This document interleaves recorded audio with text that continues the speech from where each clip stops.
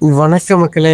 என்னடா ரசீதை பார்த்துட்டு இருக்கேன்னு பாக்குறீங்களா? இல்லங்க, லோன் கொடுத்தவன் ஃபோன் பண்ணி, சார் உங்க நகைக்கும் எங்க கடைக்கு இருந்த பந்தம் முடிய போகுது, சீக்கிரம் ஏலத்துல விடணும், ஒரு பிட் நோட்டீஸ் கொடுத்தான். நம்ம ஊர்ல ஒரு பழக்கம் இருக்குங்க, அவசரத்துக்கு நகையை வைப்போம், அப்புறம் அந்த நகையை அந்த வட்டி கடைக்காரனுக்கே சொந்தங்கிற மாதிரி வச்ச மாதிரியே மறந்துடுவோம். இன்னைக்கு வீடியோல அடமானம் வச்ச நகையை எப்படி கெத்தா மீட்கிறதுன்னு தான் பார்க்க போறோம். வீடியோவை ஸ்கிப் பண்ணாம பாருங்க, ஏன்னா இது உங்க வீட்டு நகை. முதல்ல ரசீதுங்க.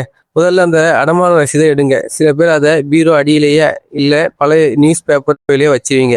அந்த ரசீது தான் உங்க நகையோட ஜாதகம். அது தொலைஞ்சு போச்சுன்னா அப்புறம் நீங்க நகை கடைக்காரன் கிட்ட போய் அந்த மூக்குத்தி என் பாட்டியோடது சென்டிமெண்ட் பேசினாலும் வேலைக்காகாது. ரசீதை பத்திரம் வச்சுக்கோங்க, இல்லைன்னா டூப்ளிகேட் ரசீது எடுக்க அலைய வேண்டி இருக்கும். ரெண்டாவது பாத்தீங்கன்னா வட்டி. நம்ம ஆளுங்க பண்ணு வட்டி தானே, அப்புறம் பாத்துக்கலாம்னு விடுறதுதான். தம்பி, வட்டிங்கிறது வளரும் பயிர் மாதிரி இல்லைங்க, வளரும் ராசச மாதிரி. மாசம் மாசம் வட்டியை கட்டுனா அது பிள்ளையார் குட்டி மாதிரி இருக்கும்.